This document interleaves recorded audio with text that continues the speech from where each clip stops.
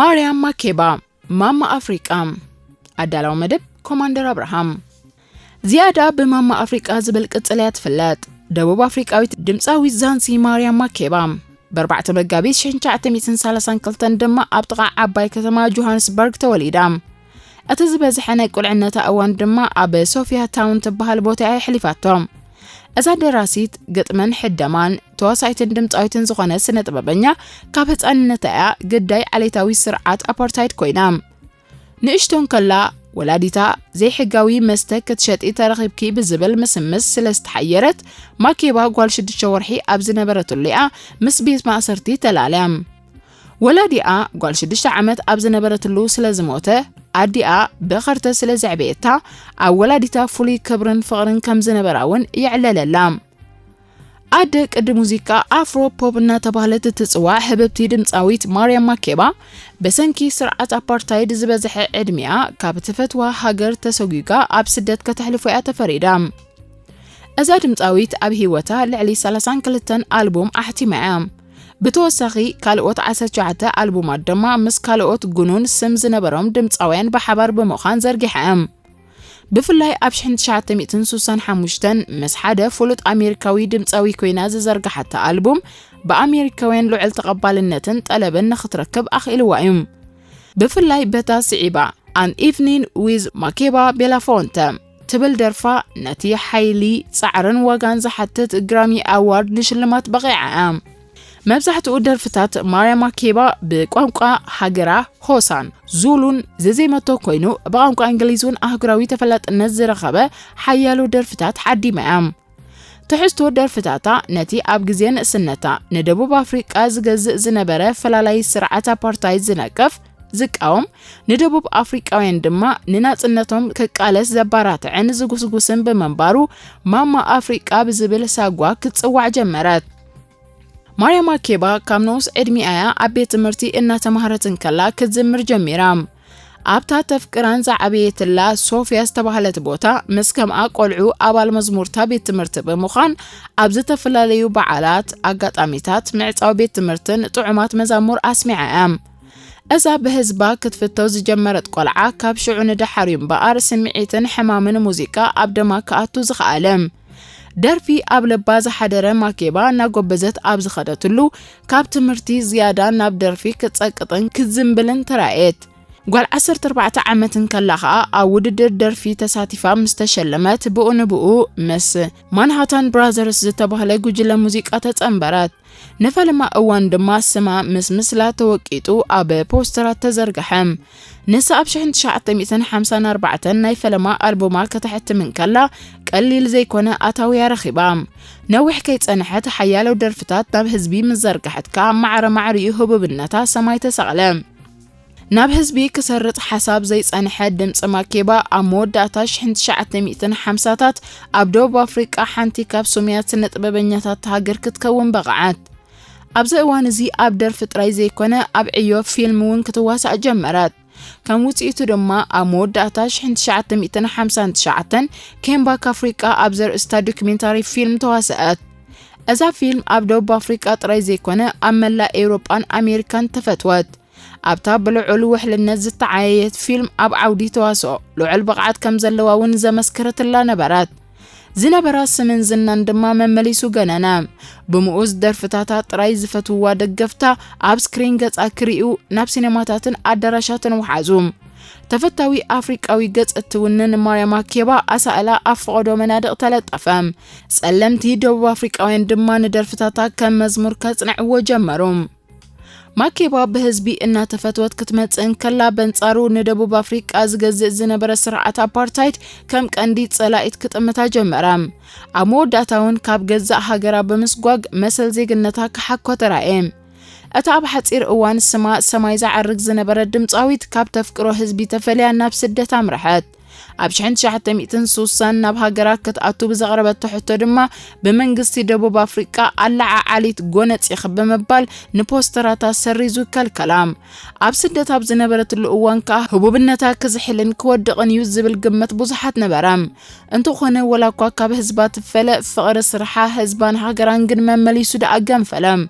ኣብ ኣሜሪካ ኮይና ከኣነቲ ኣብ ሃገራ በቲ ስርዓት ዝወርድ ዝነበረ ግፍዕን ስቃይን ዝኹንን ደርፍታት ክትቅጽሎ ተራእየት ኣብ ስርሓ ከምናታ ዝመሳሰል በዓለታዊ ኣድልዎ ዝሰቃዩ ዝነበሩ ጸለምቲ ኣሜሪካውያን ሙዚቀኛታት ዓብ ደገፍ ረኸበት ብፍላይ ወሌላ ሳንጎማ ኣፍሪካ An Evening with Makeba ዝብላ ደርፍታት ካብተን ህዝቢ ዘጸለላ ነበራም ብሕልፍታ ፓታፓታ ትብል ደርፋ ኣብ ህዝቢ ኣሜሪካ ልዑል ጽልዋን ተፈታውነትን ኣሕደራት ሓያል ኣሜሪካውያን ድማ ነተንሳት ስዕቦ መትከል አንጻር ዓሊትነት ኣፓርታይድ ደገፎም ኣስምዑም እንተኾነ ህቡብነት ማኬባ ሩሑቕ ከይቀጸለ ኣብ 1968 ፈታኒ መድረኽ ኣጋጠማም ንጸሊም ኣሜሪካዊ ስቶክሊ ካርማይከል ክትምርዖ ብውሳና ካብ ሓያል ወገናት ወቕሳታት ዘነባ እቲ ሓያል መርገጺ ይኽተል ተባሂሉ ዝውረየሉ ጸሊም ኣሜሪካዊ ተቐላሳይ ብብዙሓት ኣሜሪካውያን ጻዓዱ ስለዘይፍቶ ንማኬባውን ለከማ መስኣ ናይ ሚልዮናት ዶላራት ውዕል ዝነበረን ኩባንያታት ኣሕተምቲ ሙዚቃ ድማ ውዕለን ሰረዘኦም ንሳ ግን ነቲ ብሰንኪ መትከል ዝተጸለ ኣፍቃሪኣ ደርፍዶ ፍቕሪ ዝብል መንቀራቕሮ ሕቶ ሕልናኣ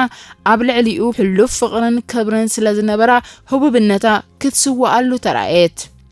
ማርያ ማኬባ ህይወት ኣሜሪካን ናኸበዳ ስለዝመጸ ምስ ሰብኣያ ናብ ኣፍሪቃዊት ሃገር ጊኒ ኣምራሐት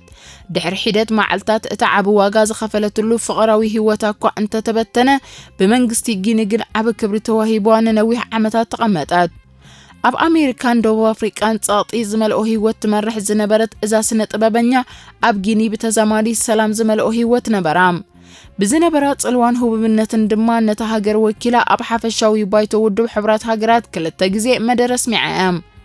መንግስቲ ጊኒ ኣብታ ሃገር ክትነብር ተሓጊሱ እኳ እንተነበረ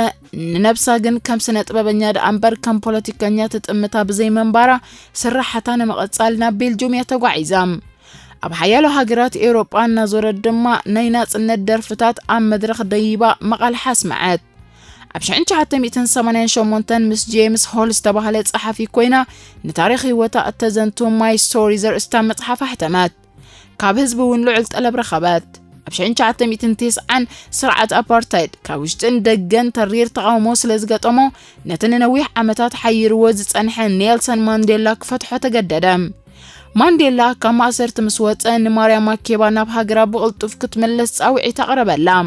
ከይወዓለት ከይሓደረት ድማ ብምዉቕ ኣቀባብላ ደቂ ሃገራ ተሰንያ ናብታ ቅድሚ 31 ዓመታት ዝተፈለየታ ደቡብ ኣፍሪቃ ተመልሰት ድሕሪ ስደት ንመጀመርታ እዋን ኣብ 1991 ኣብ ዘካየደቶ ምርኢት ብኣሽሓት ዝቑጸሩ ተዓዘብቲ ብስምዒት ኣድናቖቶም ክገልጹላ ተራእዩ ከም በዓል ጆን ኤፍ ኬነዲ ፊደል ካስትሮ ፍራንስዋ ሚተራንድን ብዝኣመሰሉ ሓያለ መራሕቲ ሃገራት ብዝገበሩላ ዕድመ እውን ተረኸበት አንጻርቲ ግፍዕን ስቃይን ዘውርድ ዝነበረ ስርዓት ዝተኸተለቶ ንጹር መርገጺ ህዝባ ድማ ኣድናቖት ወሓዛም ብዛዕባ ኩነታት ማሕበራዊ ህይወት ማኬባ ምስ ንዕዘብ ገና ንእሽቶን ከለያ ዕርክነት ጀሚራም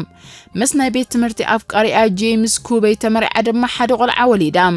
بسبب تدغاغامي أكلاو مهرمتي وردا سنزنبره ግን ከይፈተወት ክትፋታሕ ተገዲዳም ጸኒሓ ንደቡብ ኣፍሪቃዊ ደራፋይ ሶኒ ፕሌይ ተመርዓ ብዙሕ ከይጸንሐት ተፈላለየት ብድሕሪዚ ካብ ሃገራ ናብ ስደት ምስ ወጸቱን ምስ ሃግ ማስክል ዝተባህለ ውሩይ ሙዚቀኛ ንክልተ ዓመት ሓዳር ገይራም أتا حدار زي كون الله ماكيبا حجون أبش عند شعتم يتنسوسان شمونتن مستسلم أمريكاوي ستوكلي كارما مايكل قال كدان أسيرام عسرت عمتات بحدث أني حمد ما تفل اليوم ترجع من جزية تمر استفتحت مريم ماكيبا نمبل حمشي جزي أمس باجيوز تباه للسب تمرع كسب علة متحجز فراوي وتكم زحلفتي نجر اللام أزا هببتي دمصاويت أب جزي شمجلنا أكي ترفه أب درفي بزنبرا فقري سلزي قدله نام مدرخ كامريا بعدي وعلتن بحمام من شرون لبن تتغيع من باراز نجر الله ماكيبا كاب ترقاقامي حدقاتات نفاريت المكينة نسكلا كم زدحانتي فلات أزا بقت سالي بحمام تساق زنبرا سنة بابنيا كسامو ودعتان زقات أمام السنقلاتون إيدي هابتن بعسرت حدار كل تشحن شومنتن أب عدت لان كتما نابولي دحر زكايدة توعوعن مساتن موسيقى أو مرئيت شعون الشعوب بدخام لبي تتقعت ناشعات حزبي زا سنبدت ماريا ماكيبا بؤن بؤ تزئيرا هوسبيتال وكان تبصحت هيوتاغن كتدحناي كالتن سنسرعات قبر زافتوتي دمصاويتن تقالاسيتن بعسرت حدار أب كل تشحن شومنتن أشحات دك هاجرا أب استرخبلو أبتا مدحنتا استقبرت الله هاجرا بلعو لكبرن زخرن تفتس أمام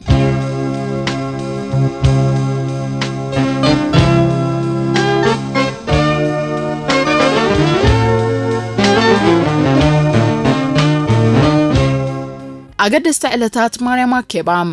ماكيبا بربعة مجابيت شحن شعة 230 كلتن أب جوهانسبرغ توليدام أب شحن شعة 250 كلتن أب مانهاتان باندم تساويت نخد كون تحرام أب شحن شعة 256 نتا ملليتا كتكون زخال الدرفي باتا زرقي حتام أزا درفي أب شحن شعة 267 أب أمريكان ملع على من لعل هو بالنزر خبتيام أب شحن شعة 268 أب جنيناي كبري معرق زيغنت رخيبام أب شحن شعة 275 كم محبر سب بيدفورد ستيفرسنت نيويورك شلمات Women of the Century رخيبام أب شحن شعة 293 أب حوس كتما مالي غوادولوب حد غودنا بسما تتقويعهم أب شحن شعة 294 توساغي ألاباما إسران كلتن مقابيت معالتي ماكيبا كخون أويجوم